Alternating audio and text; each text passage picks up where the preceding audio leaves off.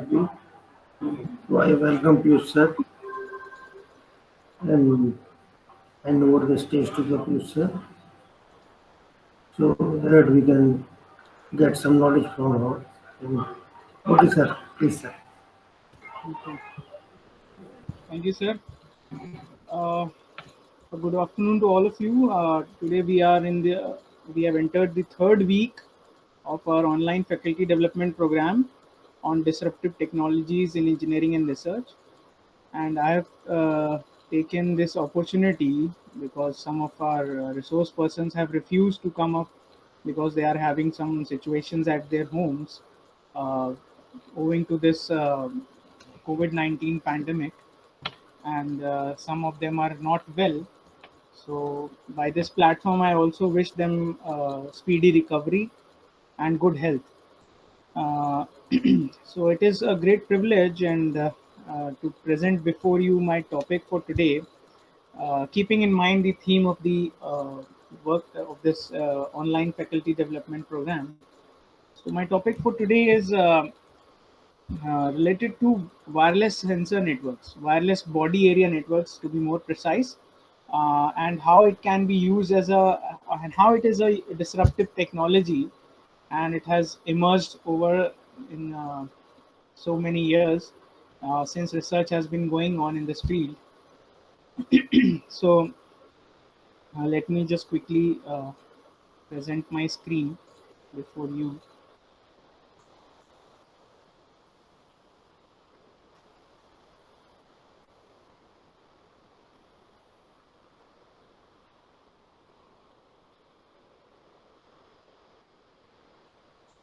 Is my screen visible to all of you?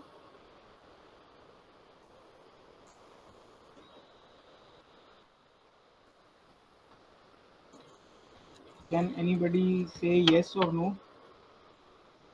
Is my screen visible to all? Yes, yes, yes. Okay. So today's topic is forensic readiness and wireless body area networks for pervasive healthcare. So I have taken this topic. It revolves around wireless sensor network and especially body area networks. In my previous lecture, when I was taking up this lecture, uh, I have already talked about this in one of the slides, and body area networks or body sensor networks are the emerging field, and they are proving themselves to be a very disruptive technology. Since the this is the area that we are required to work upon, as you may be knowing. Just a moment. Some participant.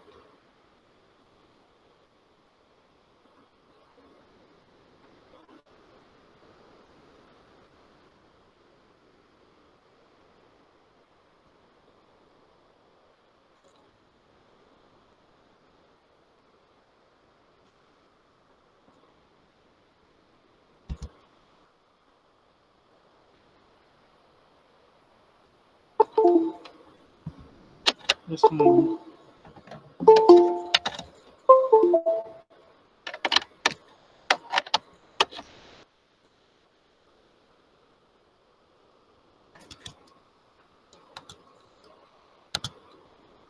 Yeah.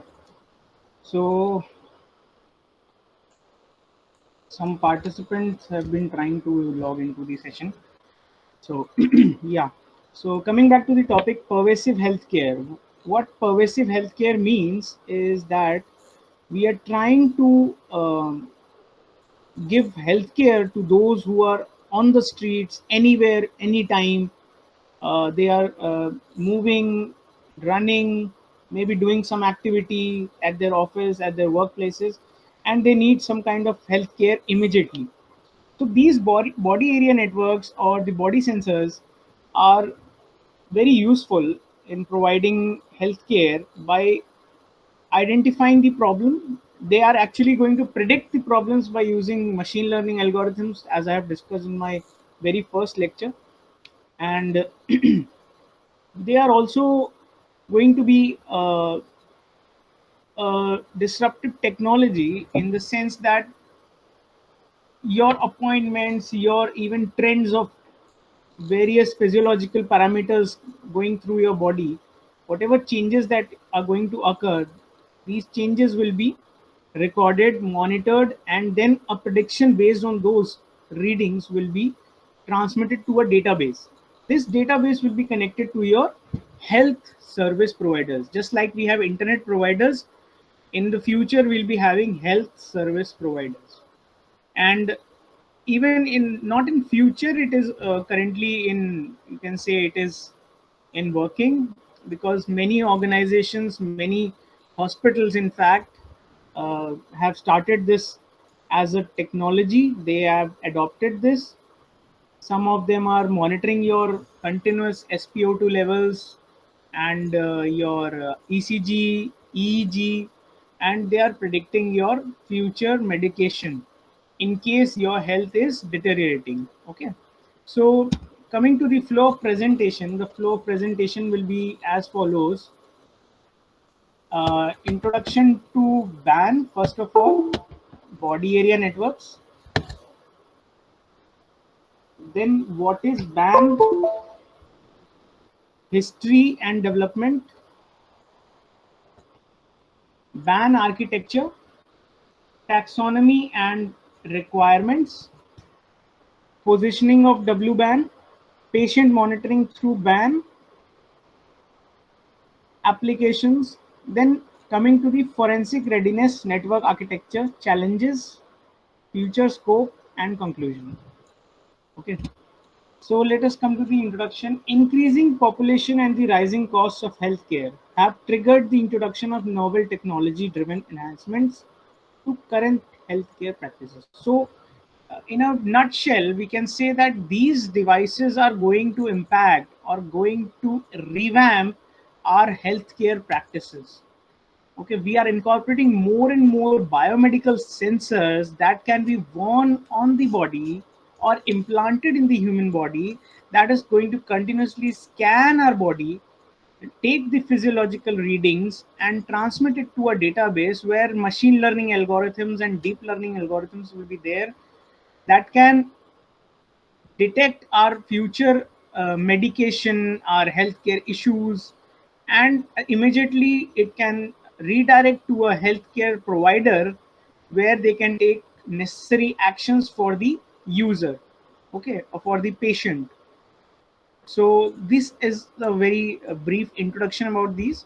Then coming to the WBAN. WBAN is basically wireless body area network. And according to the definition by IEEE, it is a communication standard optimized for low power devices for their operation on, in, or around the human body, but not limited to humans, to serve a variety of applications including medical, consumer electronics, or personal entertainment and others. So it it provides a broad range of possible devices, connect everything you carry on you and with you, and offer connected user experience. So in the previous lecture, in the first lecture, I was talking about Internet of Things. So this wireless body area network is Internet of Things only. We were talking about sensors that can be incorporated on a smartwatch that can continuously monitor your position, your position based on the gyroscope and the this sensor, accelerometer sensors are there, gyroscope sensor are there, and other sensors, and also the sensors that are able to capture your physiological parameters like ECG sensor, like heart rate monitor, SpO2 levels.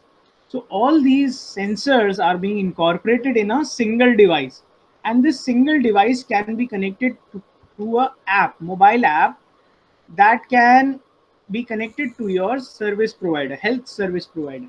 Okay. Then coming to wireless body area network, it allows the integration of intelligent, miniaturized, low power sensor nodes in, on, or around the human body to monitor body function.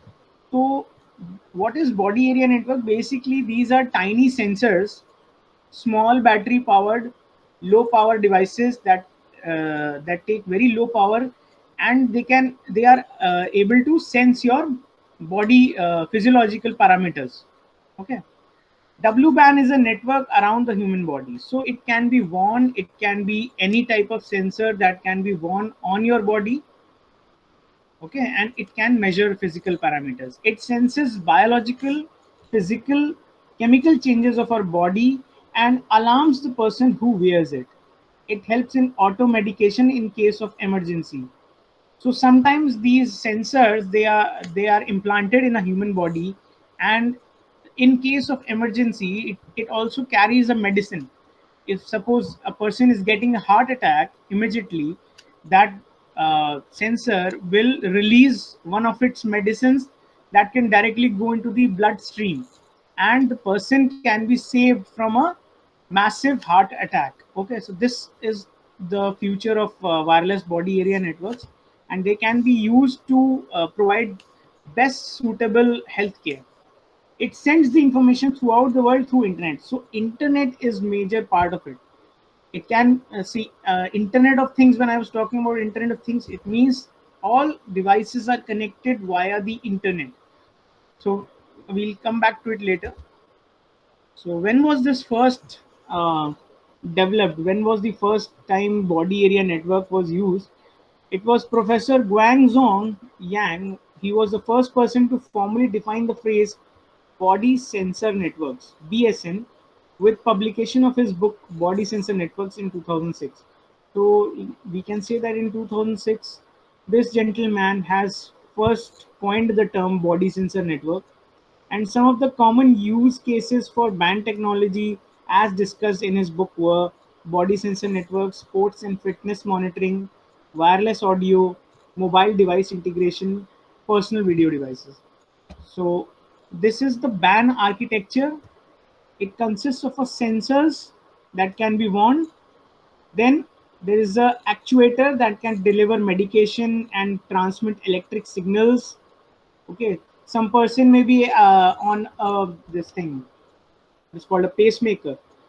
Some person, if he's on a pacemaker, and if its heart rate is going low, and what is the job of a pacemaker? It gives a push or electric signal so that the heart can revive back to its original pumping state. So that can also be done through this body area networks. Okay, and this is a PDA. PDA means personal digital assistant, just like a mobile phone here. MBU. This is required for processing and transmitting of data. So three major components are there in a BAN architecture, wherein the first one is the sensor, the second one is the actuator, and the third one is the medium through which these two devices can communicate. That is a PDA, personal digital assistant or something, or mobile base station unit, MBU. Okay. Then characteristics of a W band. So you can see here there is a body here where all kinds of sensors are being deployed on this. Insulin pump is there, glucose sensor is there, body temperature sensor, blood pressure sensors. So these are sensors and actuators with low power transmission, and this is connected through a gateway, that is to other services or a platform or a mobile device where you can actually monitor what has happened in your body.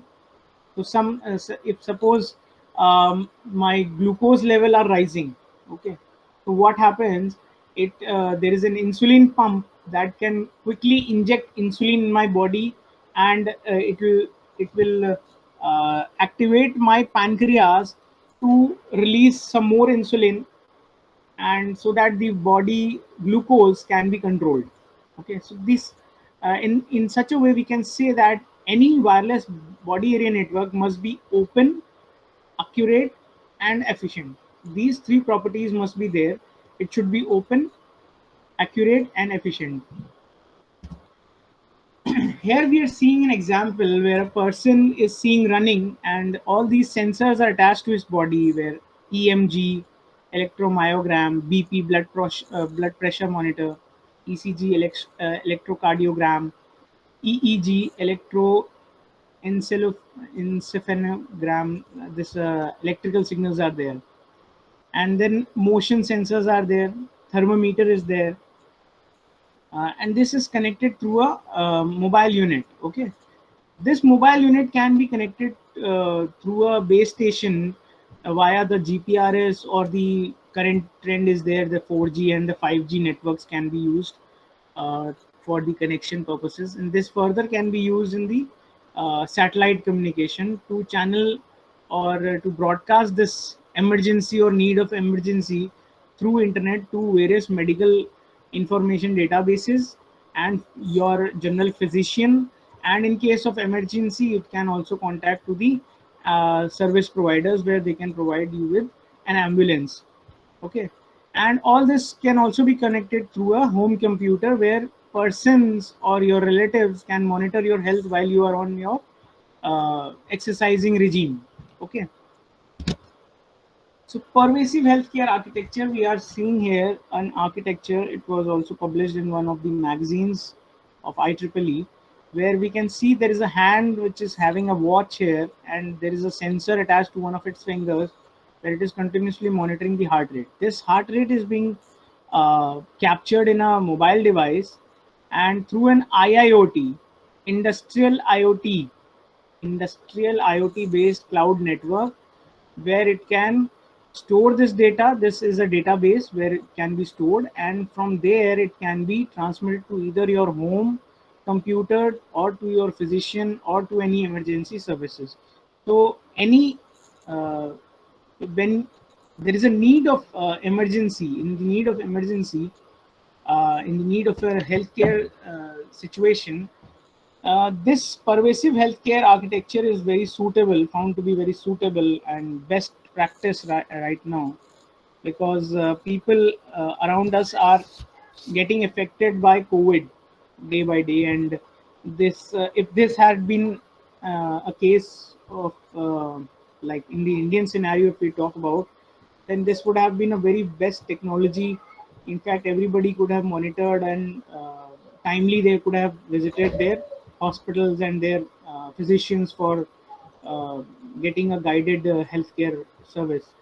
Okay, so but in India, we are seeing there's a lack of this technology, and people are very late while going to the doctors and while seeking healthcare services, and they have really lost their lives because of which. And some we can say there is some negligence at the hospitals end also, but most of the time it is the health, the consumer himself that is responsible for his health deteriorating health, because he may not have been noticing, or he may not have realized that his health is deteriorating. In the meanwhile, when the conditions become worse, they are bound to go to the hospitals at a very late moment, and they are losing their lives. So this is also part of this. Okay. So positioning in WBAN, how can we check for the positioning?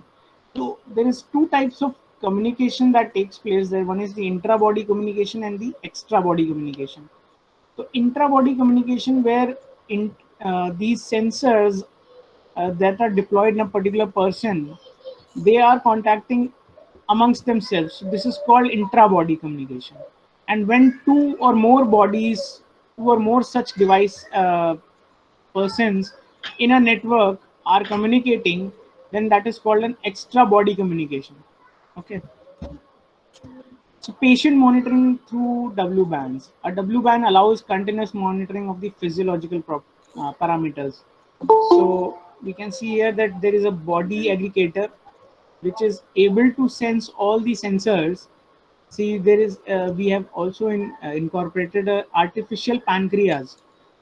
This person may be affected with diabetes or diabetes mellitus stage 2, because he's having an artificial pancreas, and in that case sometimes the medication fails, and there is a need of an artificial pancreas that is incorporated. Basically, artificial pancreas is nothing but a injected injectable insulin package, where injections of insulin can be incorporated when the body glucose levels rises above a certain threshold. Okay, So this is one part where artificial pancreas can be used. Blood pressure sensor node, pulse oximeter sensor node, EMG sensor node, inertial sensor node. So all these sensors are aggregated through a body area aggregator. Okay, so this is a you can say if we talk about Zigbee networks, we have a PAN coordinator. So this is just like a PAN coordinator, which is taking up all the sensors data and processing it and giving you a required this thing feedback to you. And even if there is an in the need of an emergency, it is also providing you with the best healthcare possible. Okay, this can be connected to a network, then the healthcare server is there, and the healthcare giver or physician is connected to this network, and the emergency services or medical researcher. So you can see that patient monitoring through W bands is a really possible, and it is the need of the hour for currently the situation we are living in. So talking about the history, if we talk about this diagram or this band technology emergence or the wireless space, this diagram was this is part of my thesis also. I have mentioned my thesis article number and this citation. Basically, this is where we are seeing that there are three types of networks, wireless networks, which works on low powers. Okay, so these are WLAN. These are high power devices, 1000 milliwatt. Then wireless PAN networks. This is IEEE Bluetooth and some part of the Wi-Fi that is connected to your laptops and all. Then Zigbee 802.15.4. Then Thread, Wireless HART, and ISA 100.11a. All these wireless technologies, they come under the wireless PAN or personal area network standards, the wireless PAN. And then if we talk about IEEE 802.15.6 and IEEE 802.15.6 emergency, these two are different technologies. These are the wireless body area network platforms or the technologies that we can use in such cases, and these are really low power devices. So if you see the data rate, that data rate is also less. It is around 1 kbps to say 100 kbps maximum. And if we talk about this IEEE 802.15.6 emergency standard, so this emergency standard is only up to 1 kbps. So 1 kbps of data transmission rate is there, and the power consumption is also very less, nearly 0.1 milliwatt to 1 milliwatt. So you can imagine how tiny these sensors are and uh, how we can use these you can use these sensors uh,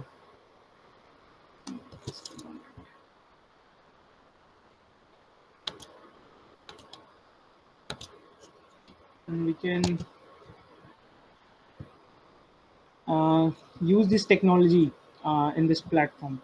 So this is how it has evolved so far in these so many years or decades, we can say at least 2 decades. We can say that the wireless technologies have been continuously evolving, and research has been going on till now to even further reduce the power consumption to such low extent that these nodes can survive in a body or in a situation for many years. So longevity, or the longevity we say sometimes, that should be increased, or more the longevity is there, more the wireless device will be active, and it will be continuously sensing and monitoring the health. Okay, so band draft specifications. So these are the draft specifications that has been given in by the IEEE standard. So the distance that it can cover is from 2 meters to standard and 5 meters special.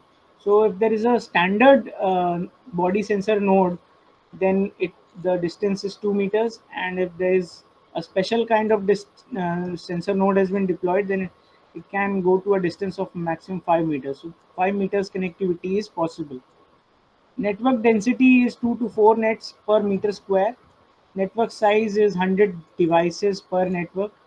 Network throughput is 100 megabit per second. This is the maximum throughput. Then maximum power consumption is nearly 1 milliwatt per Mbps. So for 1 MB per second, the consumption is only 1 milliwatt. So imagine how fast these devices are and how low power consumption consuming devices these are. So startup time is less than 100 microseconds or 10% of the transmission slot. Latency is nearly 10 milliseconds. That is almost negligible. Network setup time is less than 1 second. So you can imagine how fast these devices are, and they are proving to be the best technology so far. Now coming to another revolutionary product by Abbott that has been recently formed. This is the Abbott's revolutionary idea of Freestyle Libre flash glucose meter. So this glucose meter is there. It consists of two parts. This one is the reader. Here, this one is the reader, and this one is the sensor. This circular disc is the sensor. It has a very small pin, sorry, not a pin, but a needle. It has a needle at the back of the side, back of this design, and it can be used to. You can put it under your arm, behind your forearm. It can be incorporated. It can be injected like a chip, and it will remain for 14 days. It is expected to work for 14 days or 2 weeks, to be precise. So the reader is a one-time purchase. So you can purchase this device. The product cost of this is around 11,000, 12,000, depending on various e-commerce websites. On Flipkart, it is around 15,000. And if you have multiple sensors, then it is costing around 20,000. It is having 5 such sensors, which can be used for say 10 weeks.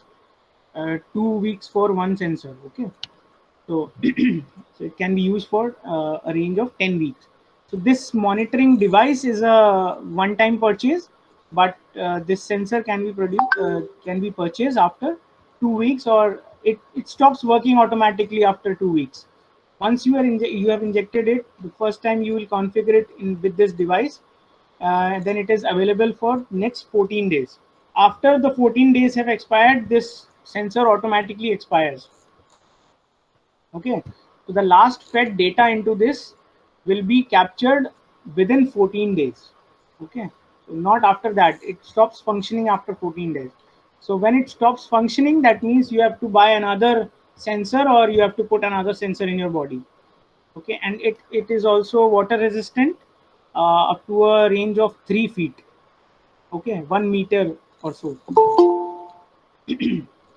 So the reader is a one-time purchase and can be used for life. It is a 3-in-1 device. It can continuously monitor your glucose, blood glucose tester, and blood ketone tester. Each scan of the reader shows the current glucose reading, the last 8 hours of data, and a trend arrow indicating if glucose is going up, down, or staying steady.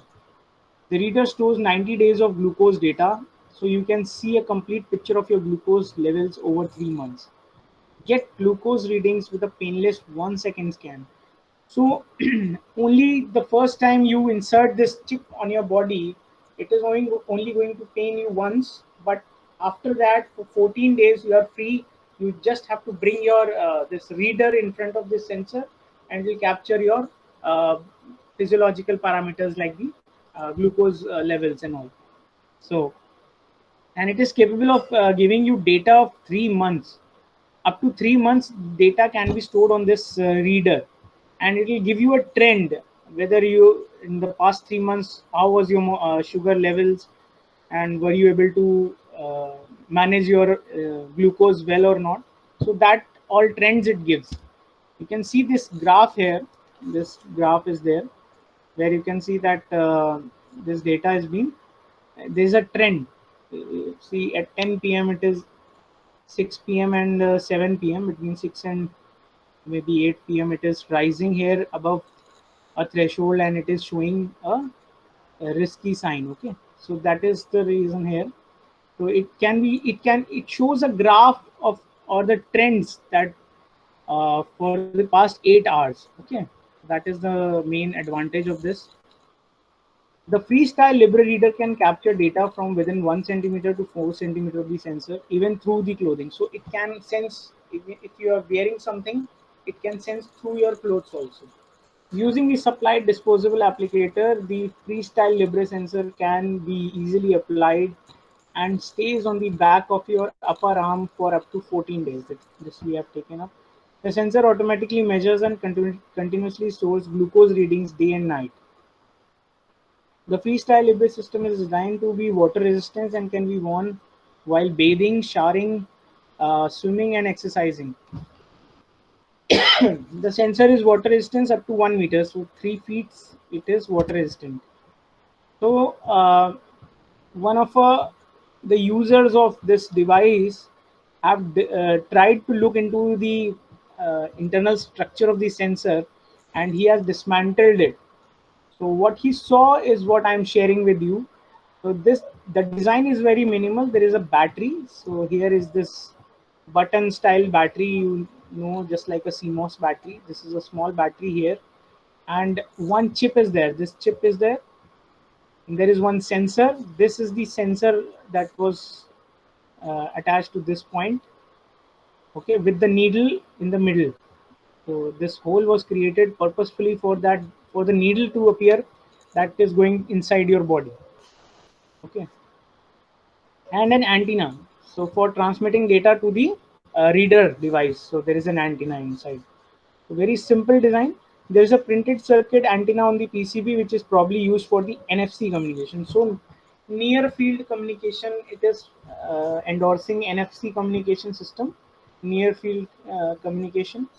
And the chip incorporated here was labeled RF430 FRL152H. And when I googled it, I saw that it is an active NFC sensor transponder with a 14-bit sigma delta analog to digital converter. So this is a near field communication sensor transponder also, and it is interfaced with a 14-bit sigma delta analog to digital converter. So this is the design. The sensor itself is where the magic happens. It is located in a white housing with rubber contacts that connects it to the PCB. So this rubber contacts you can see here, this is the part of the sensing device and it is incorporated in the design. So this is one of the disruptive technologies that emerged in the healthcare industry. This is one example I've taken. There are several other examples that can be taken into account, but I have just explained one for this session.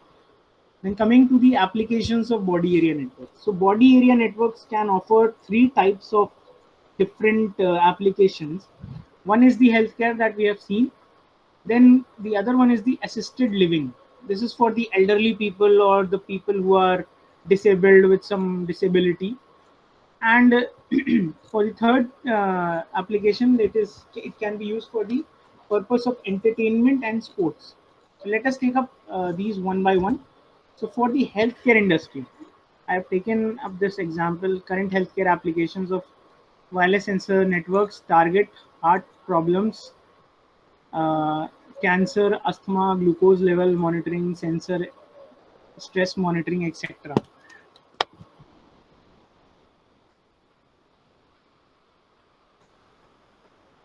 Okay, glucose level monitoring, stress monitoring. Smart biosensors will open up new opportunities for continuous monitoring of patients. So you can see here we are once your body temperature rises and your body is in a stress, when you are coughing, so there is an alarm that can be raised that you might be infected with the COVID-19 virus. Okay, so I have taken this example of COVID-19. and this coronavirus symptoms are there. So body temperature, cough, and headache that you will mention sometimes.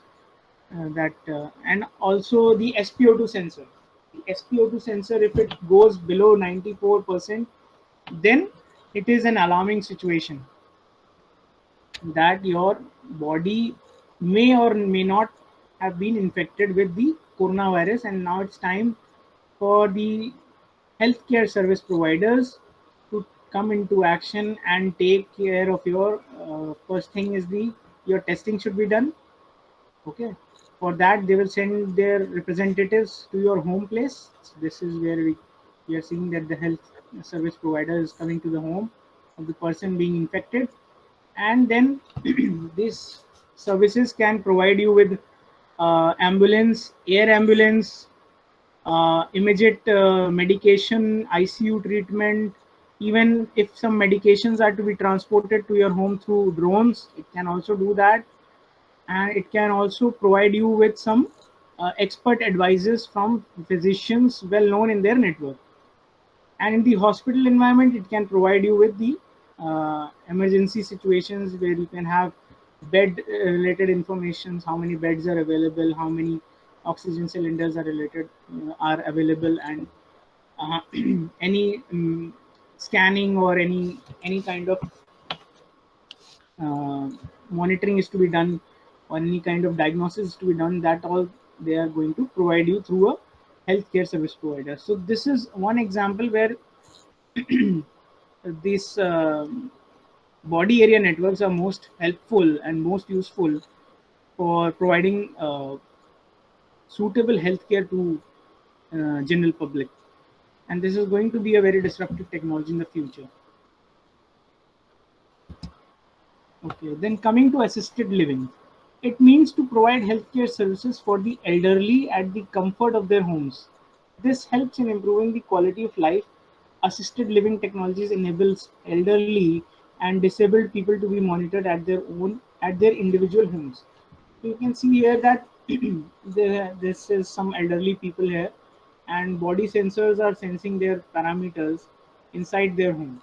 So they are inside their homes, and when they require some health care, then this wireless routing can be initiated through a sync, through a wireless base station via the internet, and it connect to the base station, sorry, database, just a moment, database, where the physicians are there to carry out, or your general physician, the physician whom you have been consulting, your consulting doctor will give you medications based on your previous reports and your current scenario. So this will lower the healthcare costs. With these devices and technologies, the condition of the health of the people can be estimated appropriately. Then in the entertainment and sports, how body sensor networks can be deployed for playing games and give the user a lifelike experience through augmented reality and virtual reality, AR and VR. It can be used to shuffle songs on a device according to the mood of the user. So say if your mood is not good, your stress level defines your mood. So if you are in stress, that means you need to listen some kind of soft music. And if you are fresh, you are energetic, you are not having any stress, then you can have some pop music and all. So based on the moods and the stress level of a person, these body sensor networks can adjust music for you. Okay. Then smart bands can offer variety of services like on-demand healthcare. So you can see here there is a healthcare person who's wearing a smart watch, and she's monitoring her health on her own. These bands endorse sports mode and can be used by athletes to track their fitness and health simultaneously. So you can see here there is an athlete here who's exercising and continuously monitoring their heart rate and their blood pressure, SpO2 level while exercising. Okay. So these are some applications of body area network. Now, when we come to the forensic readiness system, why we need a forensic readiness system? Because see, this data that we are sharing on a healthcare system or a healthcare provider, our information, this is has to be very discreet. Nobody else should be able to access it. So accessibility of this information should be very discreet. It should be between the hospital or the healthcare provider and the patient only. No third person should be able to access it. So that is why we are needing this forensic readiness system, where we can examine if there is some intruder attack, if there is an attack on this network, because any network that is in the wireless domain is prone to attacks. Okay, so we need to create a secured system so that we can track somebody who has tried to infiltrate in our domain and tried to access our data. We need to track that person or that application. Maybe there are many applications also that are trying to be very falsitive, and they are trying to capture all your data.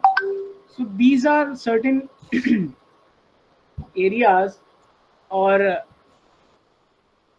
in fact, we can say that we require a forensic ready system, because we need to track persons, and we need to eradicate any kind of future attacks with our data. Okay, so when we need to develop such forensic ready system, we are bound to uh, use these 4 phases, where the first phase is the practical impact assessment. The second one is the additive value function, ADV, AVF. The first one was the PIA, practical impact assessment. Then the third phase is the security impact level, SIL. And the fourth stage, or the fourth phase, is the forensic readiness secure network architecture.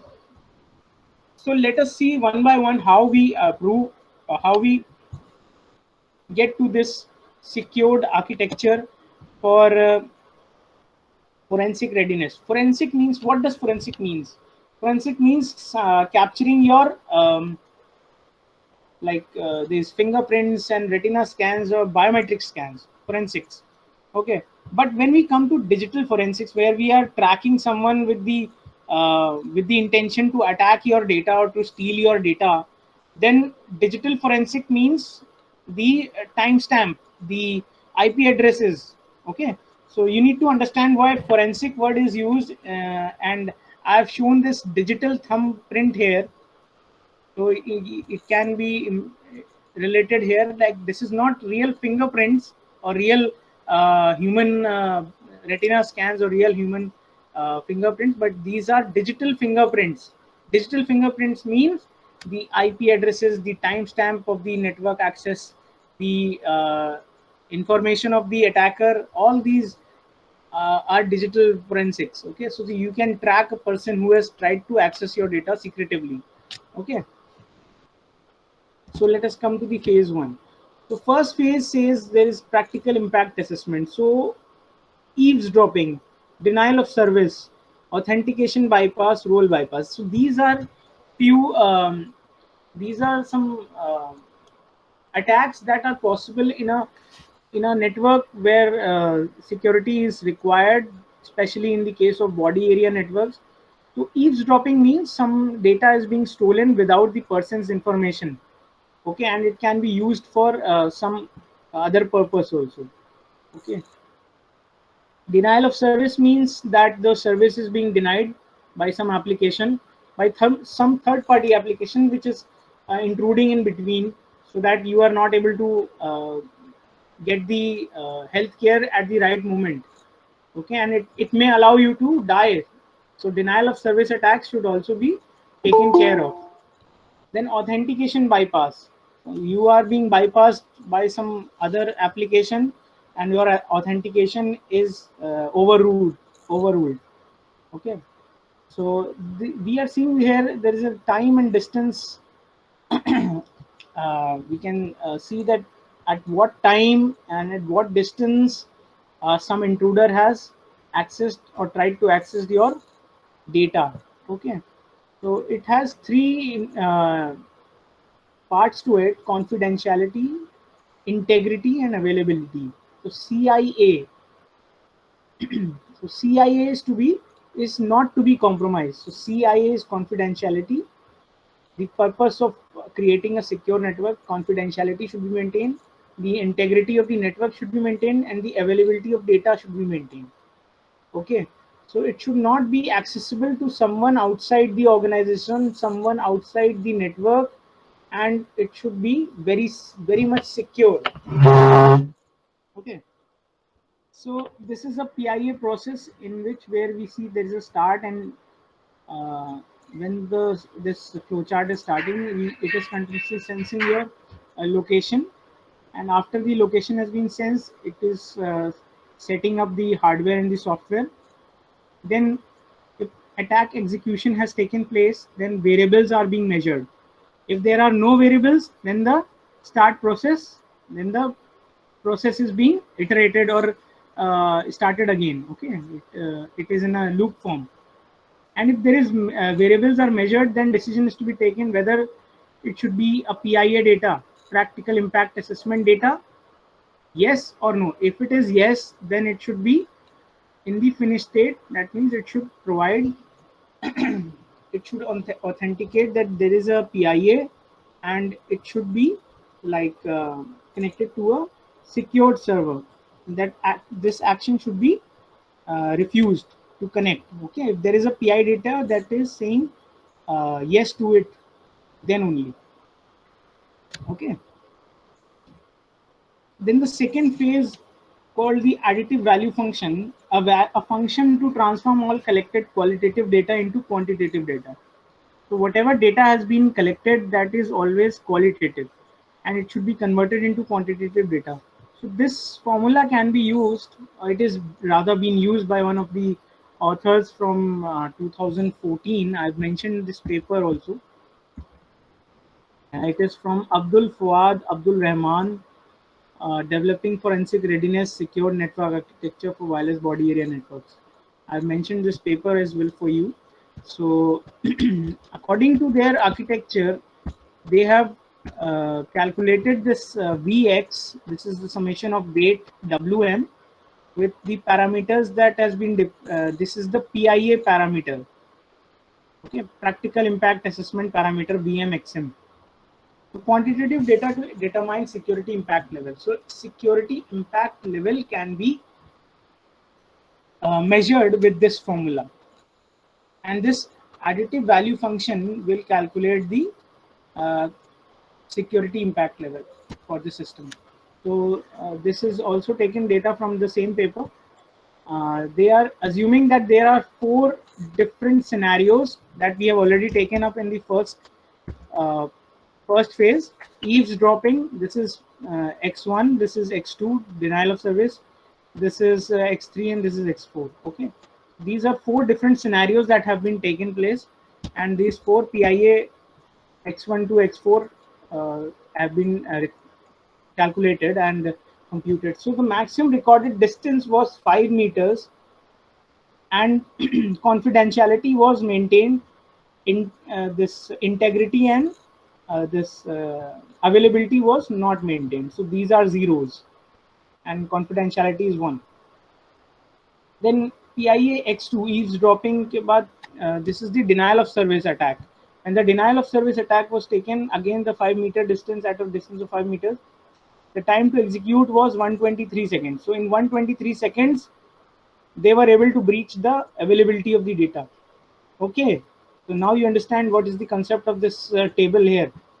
Then at X3, the another attack that was there, and X4, there were different times in which it was able to execute a particular scenario for non-availability of data. The value of PIA, practical impact assessment XM, that is BMXM, was calculated to be highest in the in the last 2 cases. That was 3 and 3. High impact level. So high impact level was noted, and low impact level was noted in X1 and X2 for eavesdropping and denial of service attack. So based on this data is also collected from the same paper. These authors were able to determine that there is a need of secured system. Okay, and how this they were able to analyze that the minimum distance required for any body area network to reject any kind of attack is 6 meters. So they according to their research, it was the minimum distance required was 6 meters. So in the last phase, at this phase, the system will have forensic readiness capabilities, preventive and detective mechanism. So for traffic monitoring means the devices that are able to. Okay. So I was discussing this architecture, and according to this paper, the minimum distance that is required for the safe accessibility of body area networks is 6 meters. So if we calculate the area, the 6 meter in radius. So if we calculate the area of this entire area surrounded by the body area network, it is pi r square. We generally know this formula. And with this formula, they have calculated the area as 113.14286 meters square. So this radii in a circular direction, the area can be used to save and recommend that a WBAN system installation to have a minimum distance of 6 meters radius from other wireless system and devices. So there is no intrusion possible at this distance. So if any system beyond this distance has been incorporated, then there is less interference and there is less chances of any kind of attack that can take place in such a system. Okay, so summary of for forensic readiness. This was the paper by AFA Rahman and others in 2014 on wireless body area networks. But it has not yet been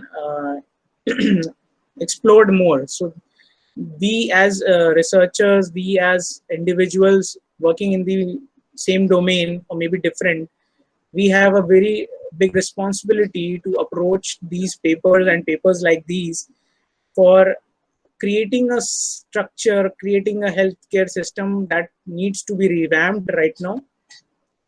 Okay. So let us discuss some of the issues and challenges in WBAN. So security is one issue that we have already taken up. Security is the main challenge for WBAN. Efforts are being made to make data transmissions in WAN more secure and accurate. So security means the data should be authenticated. It should not be camouflaged, and it should not be altered by some intruder in the network. So an individual patient's data should not mix with other patients' data. So it should be accurate. It should be only the data from one user and not mixed with the data of other users.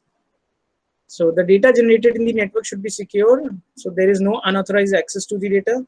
Confidentiality, integrity, and authentication are the main security requirements of WBAN. Then interoperability. The data transfer should be smooth across various technology standards like Bluetooth. Bluetooth is IEEE 802.11. Sorry, IEEE 802.15.1, and this ZigBee is based on the IEEE 802.15.4 wireless standards. The WBAN system should also be scalable such that the network connectivity is not interrupted when the network is widened. So interoperability also means that where there are various devices. We have ZigBee, we have HART, we have ISA, we have Bluetooth, we have RFIDs, and we have devices that will be able to work on terahertz frequencies. So all these devices, even the Wi-Fi, there's a heterogeneous network kind of thing should be there. So all these networks can be able to interlink themselves. Okay, so that is the main agenda of wireless body area networks, because some devices will be working on the ISM 2.4 gigahertz band, the other may be working at ISM 3.4 gigahertz band. So all these different frequencies and devices should be interconnected. Then privacy. People are afraid that their private information may get leaked while using the WBAN network. Therefore, WBAN must be ensured the privacy and security of the individual information. So this is also taken up. System devices. The devices used in the network must have low complexity, lightweight, low power consumption, and energy efficient. So the devices that are part of that are going to be part of this WBAN standard should be low. This complexity should be low as possible. Very small, tiny devices, low power consumption, and energy efficient. Sensor validation. The data collected by the sensors need to be validated. This will help in identifying issues in the hardware and software designs. False readings can cause wrong data being sent to the end user. Then data consistency. The consistency of data should be maintained. In the wireless body area network, the data is fragmented and transferred at various nodes. This can cause inconsistency of data. Therefore, consistency of data should be maintained. With consistency, it is also we also mean that suppose a data has been aggregated. Say suppose body temperature has been taken, and suppose at 4 a.m. in the morning, the body temperature was 98.4. Okay, and at say around this data is saved in a caching node or a cache node that is available, temporary storage that is available on the sensor. Suppose when the data is being fetched at the receiver's end or at the healthcare service provider, suppose this data is being fetched or pull mode. In pull mode, what happens? The data is being fetched. It is not completely transmissible, but it is fetched from the receiver's end. So suppose this data is stored 98.4 and the person is in fever. Okay, and the person at say suppose 10 a.m. in the morning, he is having a fever of say 100°F and so on. So when this data is being fetched, suppose that old data has been provided to the healthcare provider. So at the healthcare side, they are unaware of the situation that the person or the patient is feverish and he requires immediately healthcare attention. So that can be a problem. So data consistency means it should continuously send data every minute, every second, and new fresh data should be updated into the cache memory at every point of time. So data consistency should be maintained. So I hope you have got this point.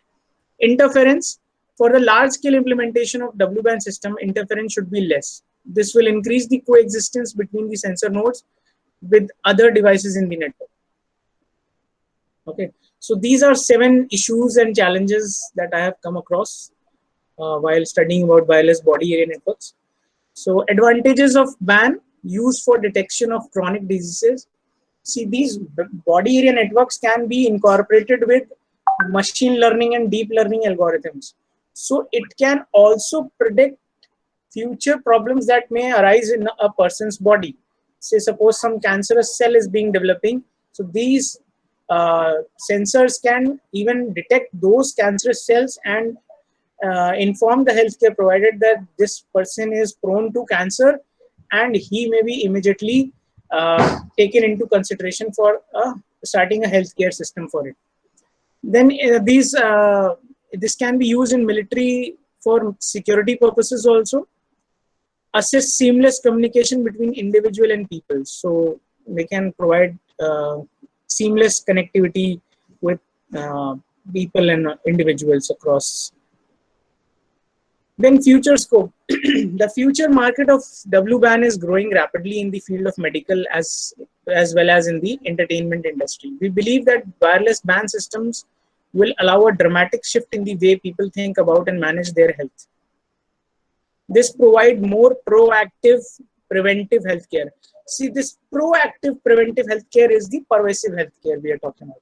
Pervasive means, proactive means you are aware before anything is going to happen. You are going to treat that problem well before time. Okay. So any situation that is going to arise, that will be controlled before it is going to happen. Okay. So that is called proactive preventive healthcare. That is going to be a very disruptive technology so far, this medical healthcare. That will not only improve the quality of life, but will also reduce the healthcare costs. So if it will reduce healthcare costs also, because it will not let the situation get worsened. It will not let you go on ventilators. It will not let you go on surgeries, and it will not let you go on like into rehabs. So these problems can be eradicated or removed beforehand. So that is the main issue with wireless bans. Then conclusion, a wireless BAN is expected to be a very useful technology with potential to offer a wide range of benefits to patients, medical personnel, and society through continuous monitoring and early detection of possible problems. The current technological evolutions will bring us closer to a fully operational wireless body area network that acts as an enabler for improving the quality of life. So this brings us to the end of this presentation of mine. If there is any query. If any participant has any query.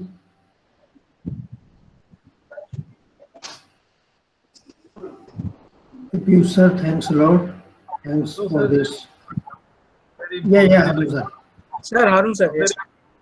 Very informative lecture, and thank you very much, Piyush, Dr. Piyush. Thank you, sir. And actually, healthcare system, it is monitored by some kind of wireless devices. You are saying majority of wireless sensor network are deployed to monitor the health issues of the patient. So this types of technologies right now are in operations. Sir, in majority of sir, in various other countries, I'm not talking about India, but US and Canada, they are using these technologies to monitor healthcare. And many research papers, even researchers from Integral University themselves have written papers regarding this topic in the book Pervasive Healthcare. It is available in Springer, and people from your department has written papers related to those. And but these are very futuristic technologies, sir. This is going. I was taking this session because I want this healthcare system in India to be revamped. Okay, it should be changed. Like, we are facing so many problems in this pandemic. If such systems have been for general use, then many problems may have been removed or eradicated before time. People may not have been so. बहुत ही इस समय situation बड़ी खराब चल रही है. You can see people are so helpless. When they are reaching the hospitals, they are on their way to the hospitals, they are dying midway. So these problems could have been somehow, to a certain extent, these problems could have been minimized. So the main purpose of these wireless body area networks is to remove all these healthcare emergency situations. That is it, sir. Whatever that I understand from the content from you, actually the concept is something related to the concept of a smart city. Majority of thing in a smart city, they are going to integrate through the Internet of Thing network. Yes, so sir. One of the aspect of pervasive healthcare is also the part of a smart city, and Government of India is also taking a lot of initiative towards healthcare monitoring and other things. So your lecture is so informative, and thank you very much for giving us such wonderful content and concept to us. Thank you very much, Dr. Piyush. Thank you, sir. Thank you. Sir, आप ही लोगों से सीखा है, sir. Thank you. You are yourself so equipped with knowledge. Thank you so much, sir. So with the end of this session, I would request all the participants to fill the feedback. The feedback will be provided on the WhatsApp group, so please wait for the feedback link. Since I was requested to make the feedback form, but I couldn't make it because of some time constraints. So I'll drop a message on the WhatsApp group, and you can fill the feedback form from there. Okay. Yes, sir. Imran sir, you were saying something. Okay. Thank you, sir. Thank you, sir. Thank you, sir. So this critical position, you always handle the condition and come forward. Thanks a lot for this. He is also an organizer and chairman for this FDP. Even then, he is taking so much time. I'm highly thankful to you, sir. Thank you, sir. Thanks a lot for this nice and informative. Most welcome, sir. And hopefully we will meet tomorrow. And thank you all the participants for patiently listening. So tomorrow we will meet at 11 a.m. Okay, thank you. Thank you, sir.